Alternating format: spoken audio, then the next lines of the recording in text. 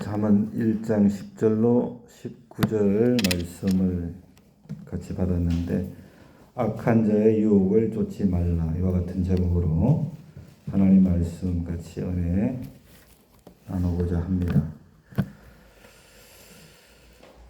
70년대 후반까지만 해도 우리나라는 먹고 살기가 참 힘이 들었습니다. 그래서 제 기억으로는 먹어도 배가 고팠다, 그런 시절이 아니었는가. 그래서 그 당시에는 이렇게 다이어트라는 말이 없었던 것 같아요. 근데 지금은 너무 잘 먹어서 탈이죠. 비만으로 각종 성인병이 생겨나고 있습니다. 그래서 다이어트를 하는 사람들이 많아요. 우리들 가운데도 다이어트를 한 번도 안 해본 분은 없을 거다. 한 번쯤은 다 경험이 있지 않겠나 하는 생각을 합니다. 그런데 성공적인 다이어트, 다시 말하면 한 번 이렇게 몸무게를 좀 줄였는데 계속해서 유지해 나가는 사람에 비해서 그렇지 못한 사람들이 훨씬 더 많습니다. 이유가 뭘까? 대표적인 것이 음식에 대한 유혹, 그것을 쉽게 이기지 못하기 때문인 것 같아요. 또 그 유혹이 개인적인 부분도 있겠지만 옆에서 자꾸 부추기는 경우도 있습니다. 다이어트를 해보려고 하는데, 유지해보려고 하는데, 이거 먹어도 괜찮아, 한 번만 먹고 다음 한 번만 먹으면 어때, 이런 식으로 유혹하는 이들이 있지요. 그래서 성공하기가 어렵지 않는가. 또한 여러분, 음식 절제를 했는데 몸무게가 줄었어요. 근데 여러분, 보상심리라는 게 있습니다. 그래서 내가 한 달 정도 했다 그러면 보상심리가 있어가지고 그 다음에는 많이 먹어버려요. 그래서 다이어트는 내일부터라, 그 유명한 말이 생긴 거죠. 다이어트는 언제부터 하는 거라고요? 항상 내일부터 하는 거예요. 그래서 실패하는 경우가 많지요. 유혹을 이기지 못하는 거죠. 여러분, 신앙생활도 마찬가지입니다. 성공적인 신앙생활, 여러분, 우리가 참 하나님을 알고 또 복음을 알고 복음을 믿음으로 구원받은 것이 얼마나 큰 축복이에요. 다이어트로 말하면 성공한 거예요. 체중 감량한 거예요. 그런데 여러분, 성공적인 신앙생활을 못하는 경우들이 있어요. 다시 말하면 받은 구원을 잘 이루어가지를 못하는 거예요. 경건한 삶을 못 살아요. 내가 주님 안에, 주님이 내 안에 있는 삶을 살지를 못하는 거예요. 결단도 하고 결심도 해보지만은 성공적인 신앙생활을 하지 못하는 이들이 훨씬 더 많습니다. 이유가 뭐냐면은 바로 깨는 자의 유혹에 넘어가서 세상의 욕심, 다시 말하면 육체의 정욕, 안목의 정욕, 이생의 자랑에 넘어가 버리기 때문에 그런 거죠.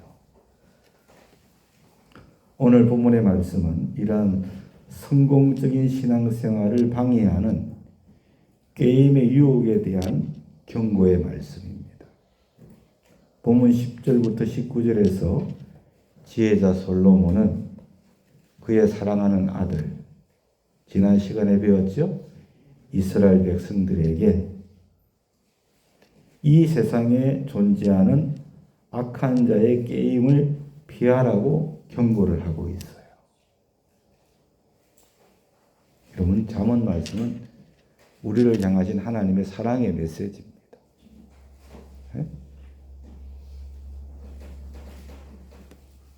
이 세상은 지향 많은 세상이지요.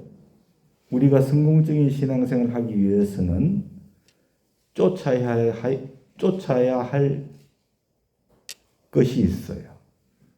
바로 예수님을 쫓아야죠. 그렇죠? 성령을 따라야죠. 그래야 성공적인 신앙생활을 할 수 있어요. 반면에 우리가 피해야 할 게 있죠. 그것이 바로 악한 자의 게임의 유혹입니다. 이것을 피하라. 이 사실을 기억을 해야 됩니다. 그래야 우리가 성공적인 신앙생활을 할 수 있는 거예요.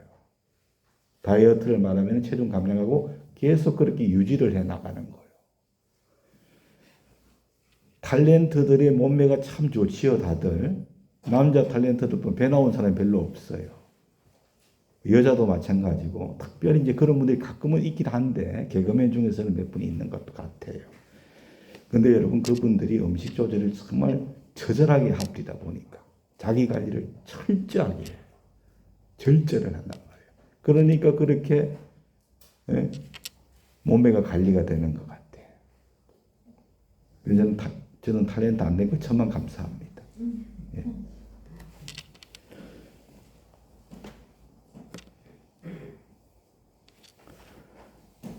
그래서 우리 성도들은 지향 많은 세상에서 살면서 이 세상에는 항상 선과 악이 공존한다는 것을 여러분이 아셔야 됩니다. 선과 악이 공존하는 것이 현실입니다. 이걸 우리가 딱 바로 직시해야 돼요. 그래서 성공적인 신앙생활을 위해서는 악한 자의 게임의 유혹에 빠지지 않도록 항상 참 지혜자 되시는 하나님, 그분을 의지를 해야 됩니다. 고린도전서 1장 12절에 오직 부르심을 받은 자들에게는, 우리는 부르심을 받은 자요. 유대인이나 헬라인이 이방인 우리를 가리키잖아요. 유대인이나 헬라인이나 그리스도는 하나님의 능력입니다. 믿으시죠? 오직 주님만이 우리의 능력이요. 그분을 쫓아야 돼. 그래야 신앙생활이 성공적입니다. 믿습니까?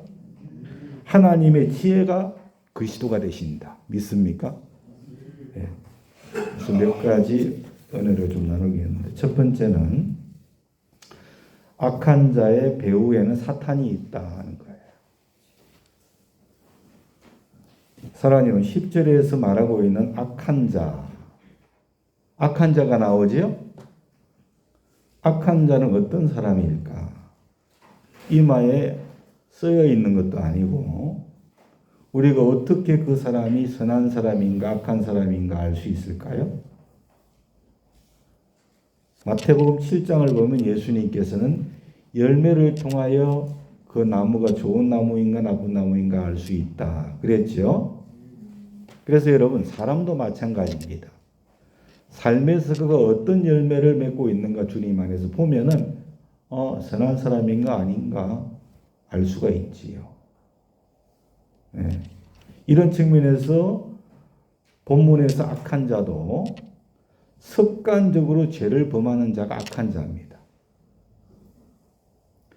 습관적으로 죄를 범한다는 것은 상습적으로, 고의적으로, 계획적으로 죄를 짓는 사람. 그래서 버림받은 자를 말하는 거지요. 알아야 할 것은 이런 악한 자들은 자신들을 죄에 내어줄 뿐 아니고 다른 사람들까지 거의 가담하도록 깨어서 유혹한다는 거예요. 11절과 14절을 보세요. 그들이, 악한 자들이요, 내게 말하기를, 뭐라 합니까? 우리와 함께 가자. 우리가 가만히 엎드렸다가 사람의 피를 흘리자. 죄 없는 자를 까닭 없이 숨어 기다리다가 서울같이 그들을 산채로 삼키며 무덤에 내려가는 자들같이 통으로 삼키자. 우리가 온갖 보화를 얻으며 빼앗은 것으로 우리 집을 채우리니 는 우리와 함께 제비를 뽑고 우리와 함께 전대 하나만 두자 할지라도. 그러니까 어떻습니까? 이 악한 자는 상습적입니다. 아주 고의적이지요.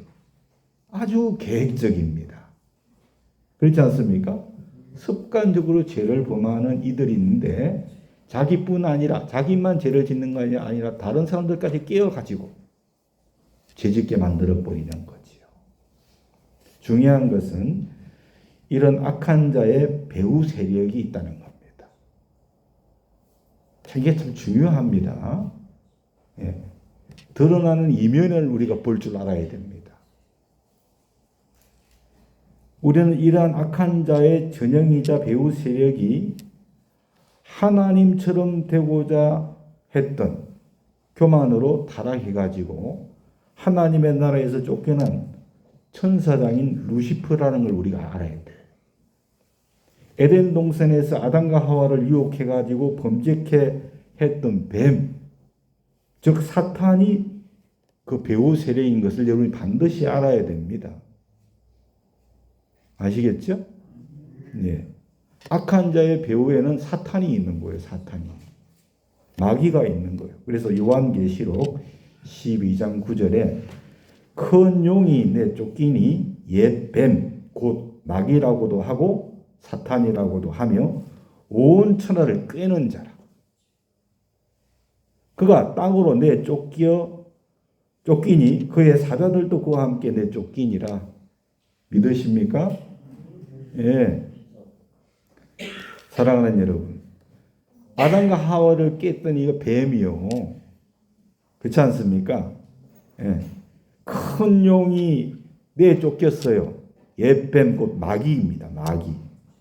사탄이라고 하는 온 천을 깨는 그가 땅으로 내쫓겼대요. 그의 사자들도 함께.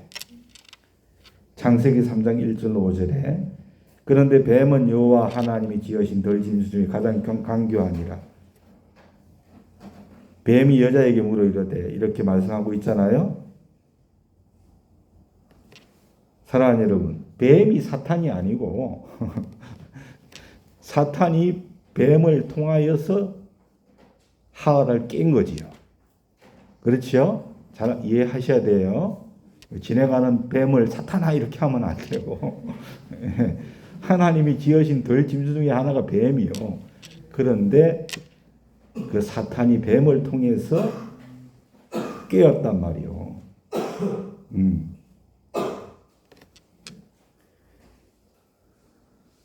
뱀이 여자에게 이르되 하나님이 참으로 너희에게 동산 모든 나무 열매를 먹지 말라 하더냐. 여자가 뱀에게 말하되 동산 나무 열매는 우리가 다 먹을 수 있으나 동산 중앙의 나무 열매는 하나님 말씀에 너희는 먹지도 말고 만지도 말라 너희가 죽을까 하노라 하셨느니라. 뱀이 여자에게 이르되 너희가 결코 죽지 아니하리라. 너희가 그것을 먹는 날에는 너희 눈이 밝아져 하나님과 같이 되어 선악을 알 줄 하나님이 아심이니라. 그렇게 말씀하고 있잖아요. 예수님을 은삼집에 팔아넘겼던 이가 가룟 유다입니다. 돈을 맡았다는지요. 돈은 여러분 아무에게나 맡기지 않습니다. 믿을 만한 사람에게 맡기는데 믿는 도끼에 발등지킨다고. 사랑하는 여러분, 그 가룟 유다의 배후에 누가 있었어요? 사탄이 있었잖아요. 사탄이. 여러분 잘 기억하셔야 돼요. 이거 잘 아셔야 됩니다. 아시겠죠? 이걸 잘 아셔야 돼요. 항상 우리 뒤에 우리 배후에는 선과 악이 공존해요. 선하신 하나님이 계시고 악한 마귀가 있는 거예요. 이거 사실 여러분이 알고 계셔야 돼. 또 아시겠죠? 물어보면 안 되겠지. 그거 사실 여러분 아셔야 돼요. 누가복음 22장 3절로 4절에 보니까 12 중 하나인 가룟인이라 부르는 유다에게 사탄이 들어갔어요. 사탄이 들어갔다니까. 들어가니 이에 유다가 대제사장들과 성전 경비병들에게 가서 예수를 넘겨줄 방도를 의논했다는 거예요. 예? 그러니까 유다가 은삼집에 예수를 팔았지만 그 이면에 누가 있었어? 마귀가 있었어. 마귀의 조종을 당한 거죠. 게임에 넘어간 거예요. 근데 마귀는 어떻게 우리를 깨고 유혹하느냐? 생각으로 깨고 유혹합니다. 생각으로. 요한복음 13장 2절에 마귀가 벌써 시몬의 아들 가룟 유다의 마음에 따라합시다. 예수를 팔려는 생각을 넣었더라. 마귀는 항상 여러분 생각으로 깨고 유혹합니다. 믿으십니까? 들어가는 거예요. 하나님의 말씀이 있음에도 불구하고 꼬시는 거지요. 그죠? 생각으로. 가룟 유다가 그래서 그 게임에 넘어간 거잖아요. 그래서 여러분, 악의 시조는 사탄인데 항상 우리를 깨어서 유혹하려고 현안이 되어 있다는 것을 여러분이 반드시 아셔야 돼요. 베드로전서 5장 8절에 근신하라 깨어라 너희 대적 마귀가 우는 사자같이 두루다니며 삼킬 자를 찾는다. 그렇게 말씀했잖아요. 하루에도 12번 우리를 찾아오지요, 마귀가. 그렇지 않습니까? 이 마귀란 놈이 생각으로 우리를 찾아오잖아요. 그렇죠. 의심도 넣어주고 두려움도 넣어주고 근심도 넣어주고 그러지 않습니까?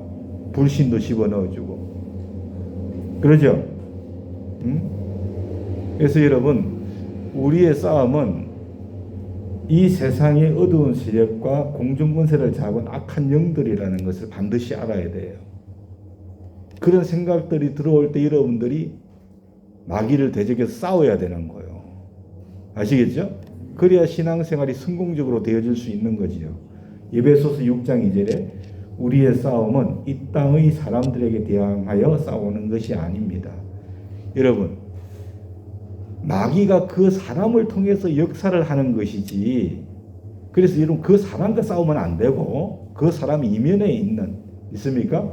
뒤에서 역사하는 마귀와 싸워야 되는 거예요. 그렇죠? 네. 이 땅의 사람에 대항하여 싸우는 것이 아니고 이 세상의 어두운 세력들과 공중의 권세를 잡은 악한 영들을 대항해서 우리가 싸워야 된다는 거예요. 아시겠죠? 예.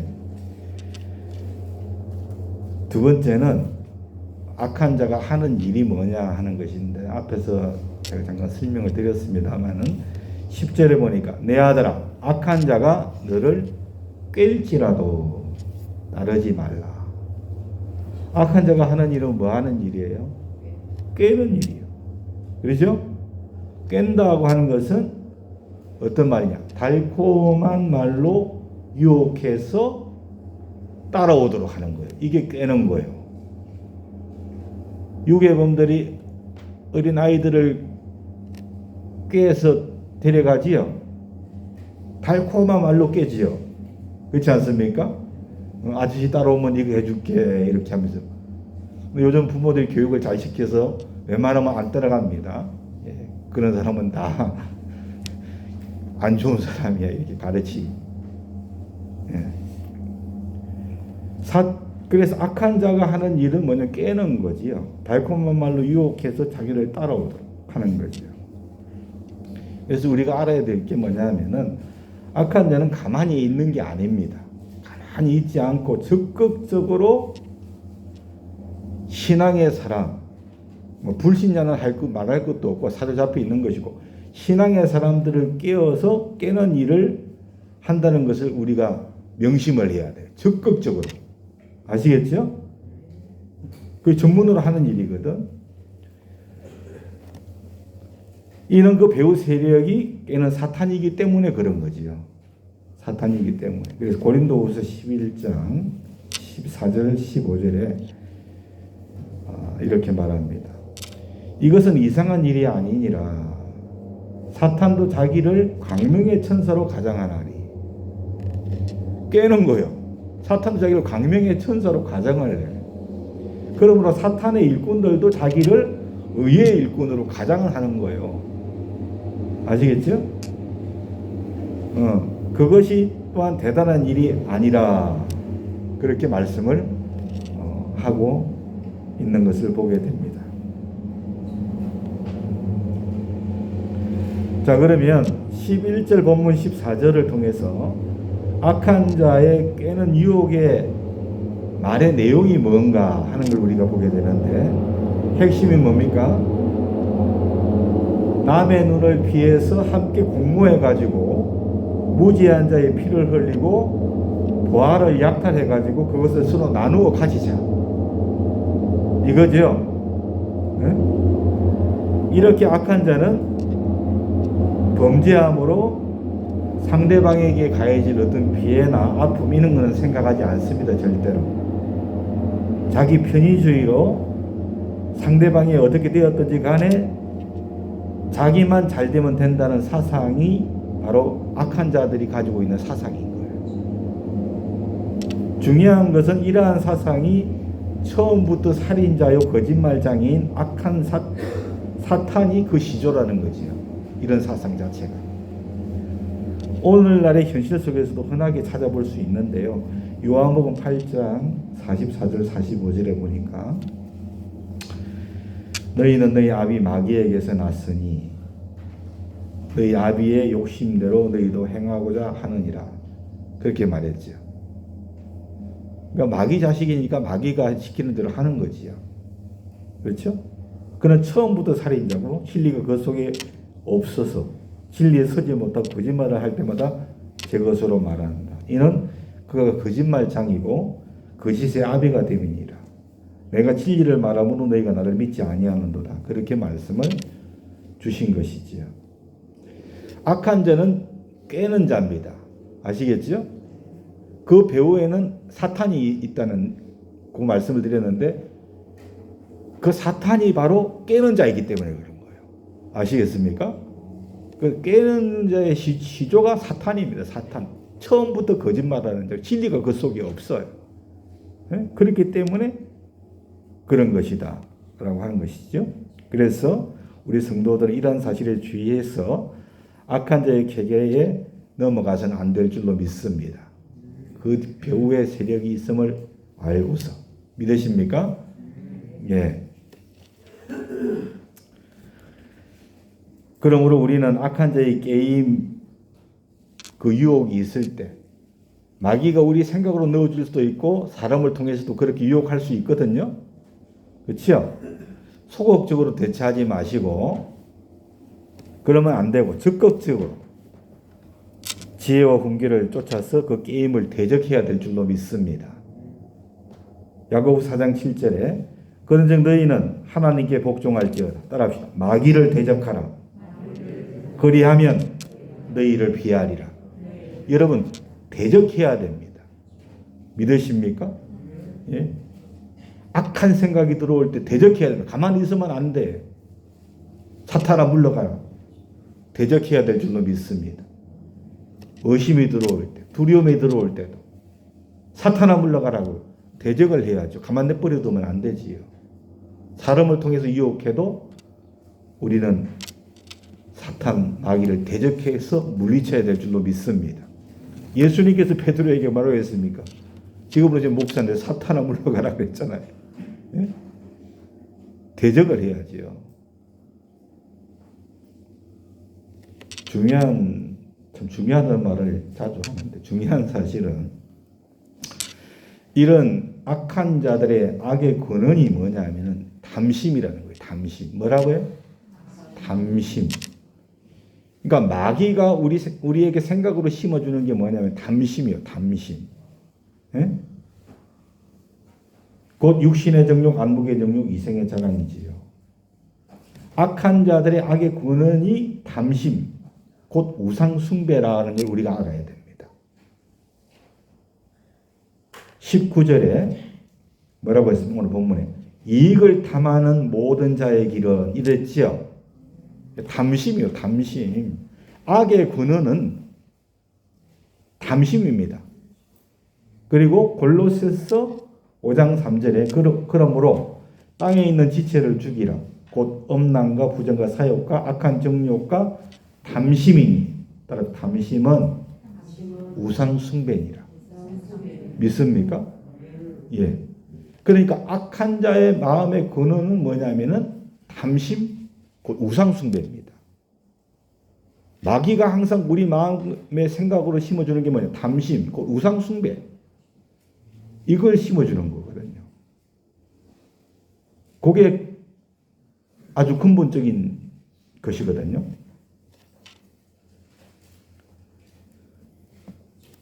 여기서 절대 놓쳐서는 안 되는 한 가지 중요한 것을 배워보고 우리가 가야 되는데,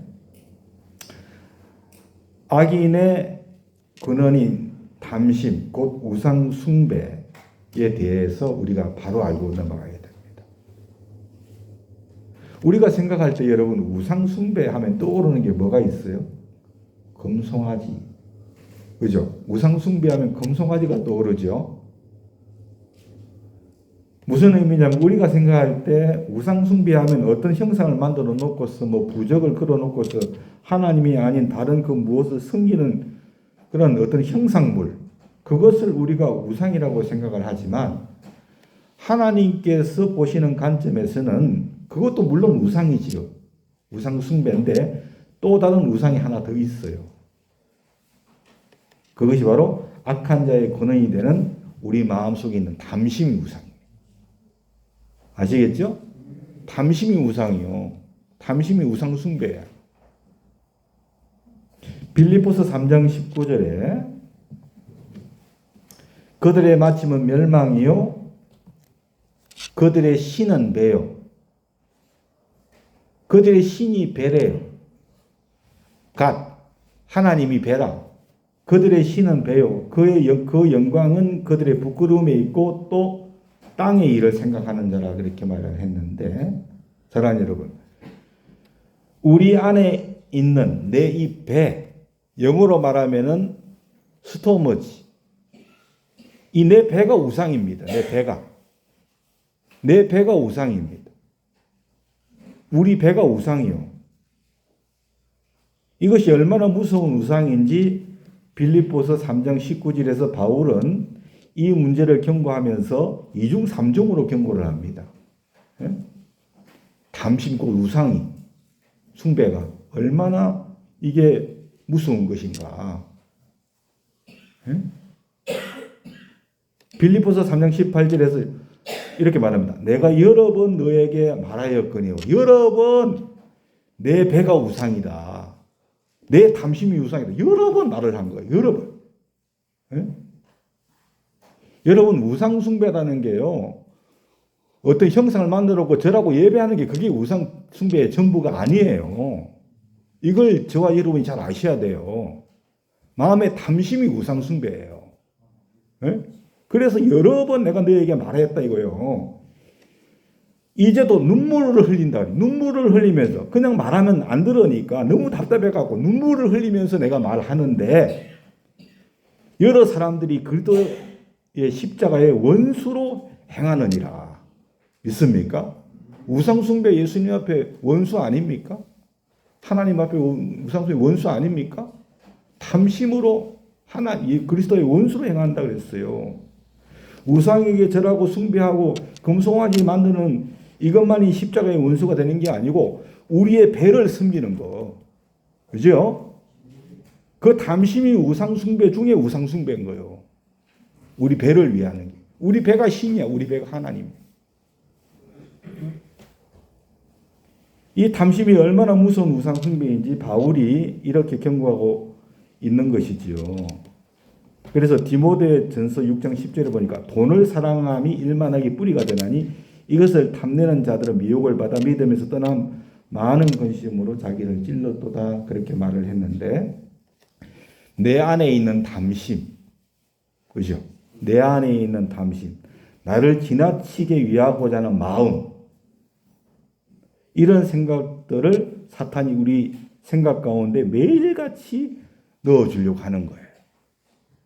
매일같이. 빌립보서 3장 18절 19절 말씀을 보면 이 담심이라는 우상에 빠진 사람들에게 나타나는 특징을 말하고 있어요. 우상 숭배라는 담심에 빠진 사람들에게 나타나는 특징이 있어요. 여러분, 한번 우리 자신을 비추어 볼 수 있기를 원합니다. 비추어 봐야 됩니다. 이 담심이라는 우상 숭배에 빠져 있는 사람들의 정상이 뭐냐면 첫째가 욕망을 하나님처럼 섬기는 거예요. 자기 욕망을 하나님처럼 섬기는 게 특징이에요.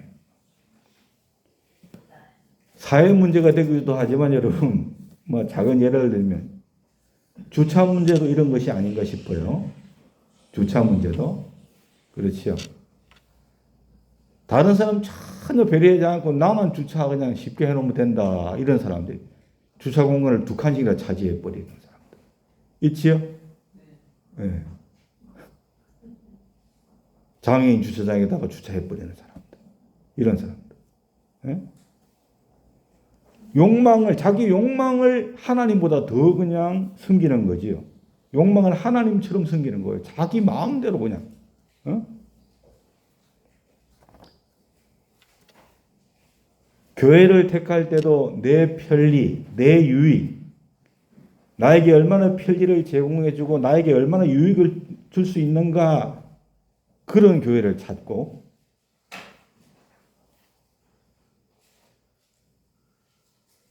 또 교회 안에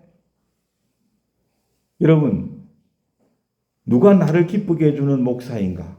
목사님들이 뭐 여러 분 계신다 그러면은 누가 나에게 나를 기쁘게 해주는 목사인가?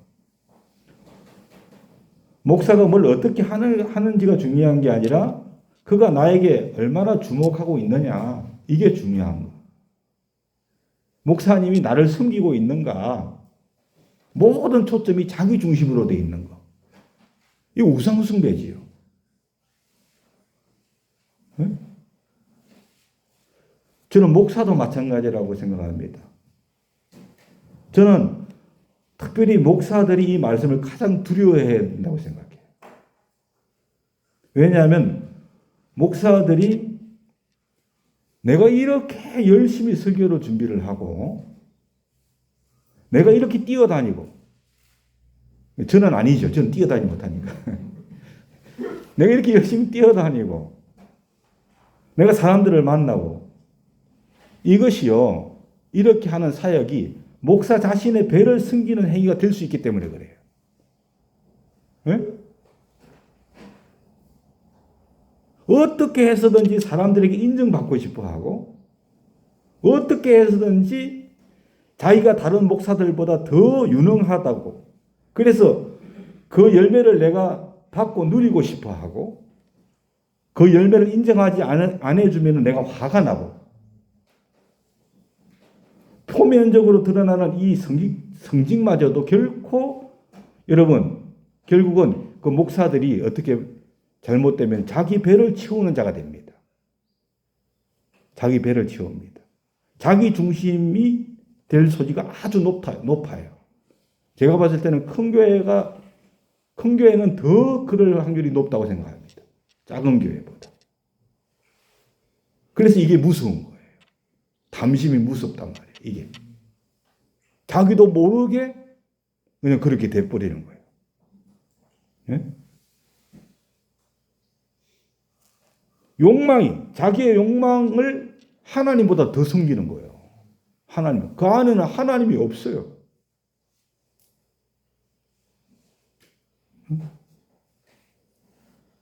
지혜자 솔로몬은 10절에서 내 아들아, 악한 자가 너를 깰지라도 따르지 말라. 15절에서 내 아들아, 그들과 함께 길에 다니지 말라. 내 발을 금하여 그 길을 밟지 말라. 그렇게 말했죠? 이러한 악한 자의 유혹에 대해서 되풀이되는 권고를 하고 있습니다.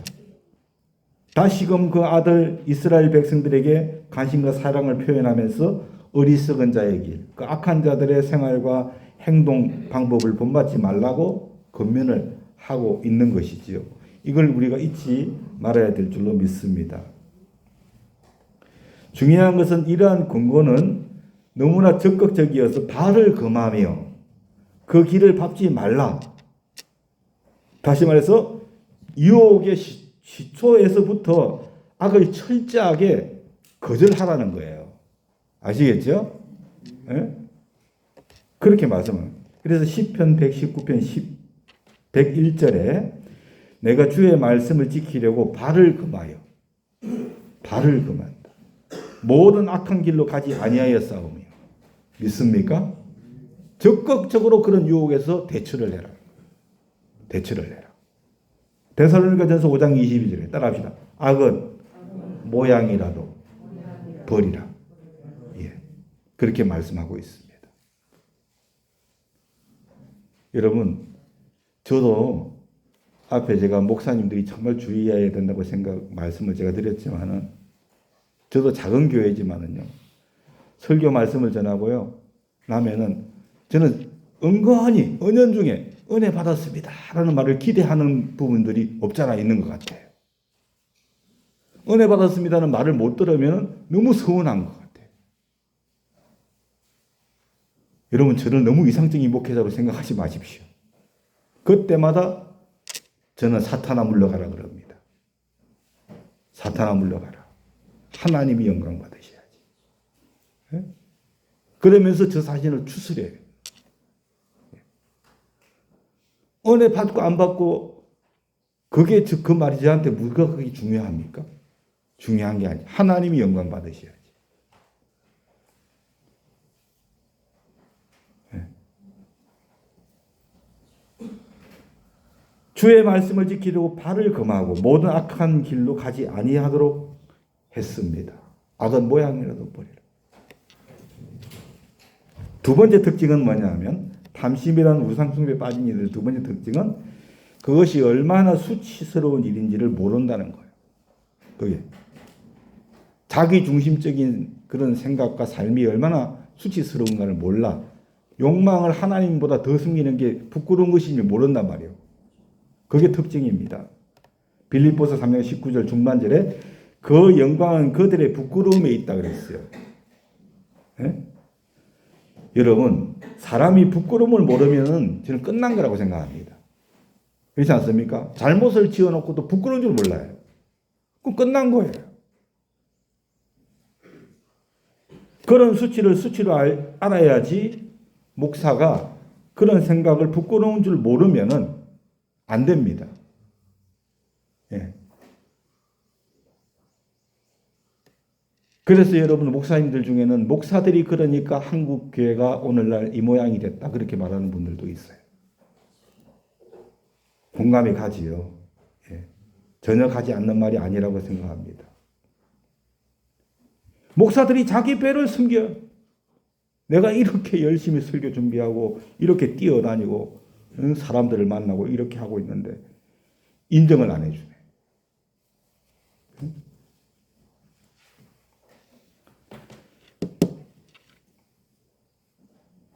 부모가 여러분 자식들 앞에서 부끄러움을 모르면은 그 가정은 비참합니다. 부끄러운 줄 알아야 됩니다. 예. 부끄러운 것을 부끄러움으로 알아야 될 줄로 믿습니다. 세 번째는 어떤 특징이 있냐 하면은 마음이 온통 세상에 쏠려 있어요. 탐심으로 가득 차 있는 이들의 특징. 19절 빌립보서 3장 19절에 땅의 일을 생각하는 자니라. 땅의 일을 생각. 재미있는 글을 하나 읽은 적이 있어요. 어느 교회, 큰 교회였나 봐요. 여집사님이 계셨는데 목사님께 전화를 하셨대요. 신방을 가겠다고. 목사님이 신방을 오시겠다고 전화가 왔대요. 연락을 하셨어요. 목사님께서 신방을 오신다고 하니까, 근데 여러분, 그래 보니까 대형 교회일 경우에는, 대형 교회일수록, 특별히 믿음이 있다는 분들 가운데서 목사님에게 잘 보이고 싶은 그런 어떤 마음이 있다고 해요. 난 그건 모르겠어요. 저는 작은 교회니까 잘 모르겠는데, 큰 교회일수록 담임 목사님에게 잘 보이고 싶은 그런 어떤 욕구가 있다고 하더라고. 그래 보니까. 아무래도 목사님이 좀 유명하니까 목사님에게 잘 보이고 싶은 그런 마음이 있을 수도 있겠네? 이런 생각이 들기도 하더라고요. 예. 예. 근데 저는 뭐 잘 모르겠더라고요. 우리 성도님들 저한테 잘 보이고 싶거나 그런 거 없잖아요. 근데 그래 그렇게 적혀 있었어요. 그래서 어쨌든 그분이 목사님께 좀 잘 보이고 싶었나 봐요. 자기 집에 신방을 온다 그러니까. 그래서 막 집을 치우다가 어린 딸이 있었는데 어린 딸한테 예, 지금 목사님이 우리 집에 신방을 오신대. 너 저기 건너방에 가가지고 엄마가 제일 아끼는 책을 가지고 오지 마라. 이렇게 얘기했더라는 거예요. 무슨 상황인지 아시겠어요? 자기가 책을 읽는 사람이라는 걸 목사님께 좀 알고 싶은 거예요. 그러니까 자기가 아끼는 책을 좀 들고 오라고 한 거야. 그걸 이제 예, 목사님 오면 좀 보시게끔 눈에 띄게끔 하려고 그랬다는 거예요.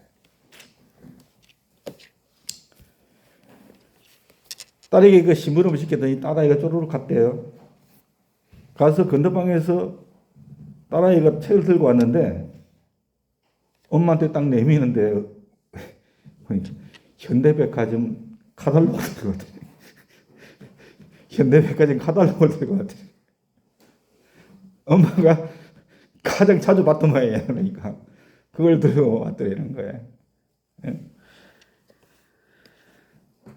어린애가 생각했을 때는 엄마가 가장 아끼는 책이 그 현대백화점 카탈로그였던 것 같아요. 이게 여러분 뭘 빗대서 얘기하는 겁니까? 오늘 우리가 부지불식간에 우리도 모르는 사이에 우리 안에 자리 잡고 있는 나를 위하고자 하는 거. 그죠? 이 마음을 빗대서 얘기한 거 아닐까요? 그런 생각이 들어요. 저는 뭐 누구도 이게 예외가 없다고 생각합니다. 이런 게 예외가 어디 있겠어요. 그렇잖아요. 많이 배웠으면 많이 배울수록 더 그럴 수 있다고 생각해요. 자기를 좀 이렇게 드러내려고 인정받으려고. 네? 온통 생각 마음이 땅에 있는 거예요. 땅에 있어요. 그리고 마지막으로 가장 무서운 게 있어요. 네 번째 특징이 있는데 이게 뭐냐면 결국은 멸망한다는 거예요. 이런 자는 멸망을 당해요. 19절 서두에서 나오죠. 빌립보서 3장 19절 서두에서 나오고 그리고 오늘 본문에서도 19절 빌립보서 3장 19절 서두에 그들의 마침은 멸망입니다. 멸망이다 그랬어요. 우상 숭배자들. 오늘 본문의 19절 이익을 탐하는 모든 자의 길은 다 이러하며 자기의 뭘 잃게 돼요? 생명을 잃게 돼요. 생명을. 그래서 이게 여러분 하나의 특징입니다. 생명을 잃어버리는 거. 가장 무서운 거죠. 이게.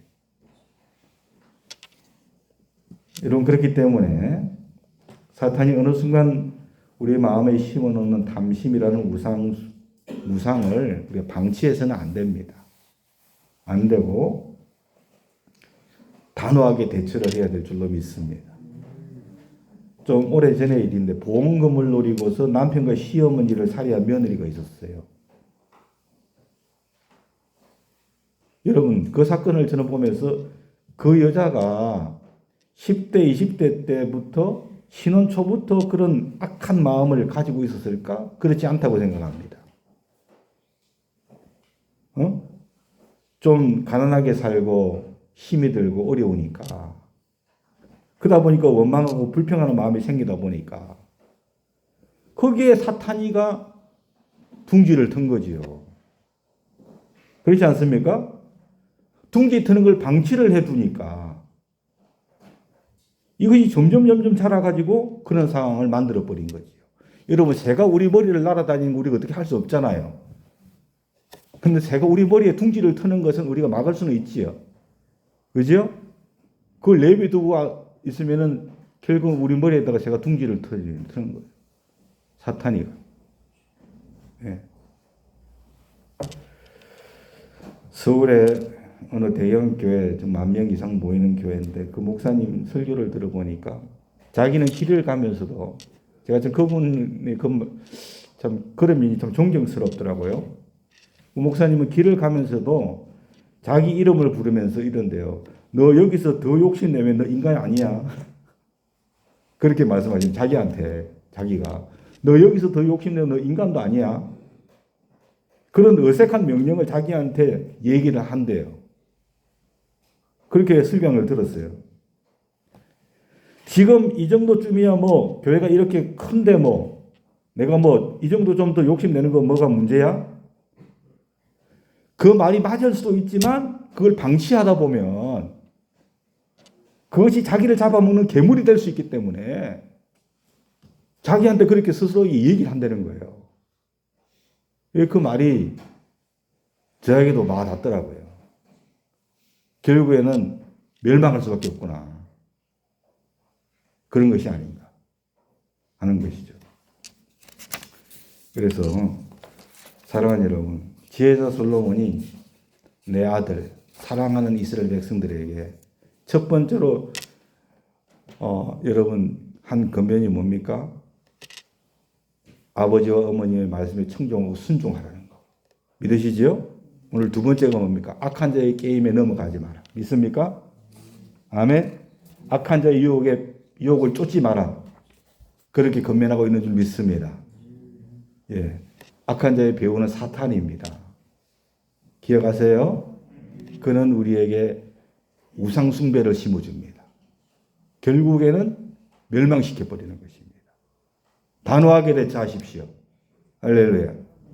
예. 그런 생각들을 집어넣어 줄 때 단호하게 대처하고 예수 이름으로 물리쳐서 성공적인 신앙생활 하실 수 있기를 예수님의 이름으로 축원합니다. 매일이 영적 전쟁입니다. 매일이. 안 그렇습니까? 일어날 때부터 잠잘 때까지요. 매일이 영적 전쟁이요. 여러분, 그 사람을 미워하면 안 되고 그 뒤에 있는 배후 세력을 우리가 대항해서 힘써 싸울 수 있기를 소원합니다. 아멘.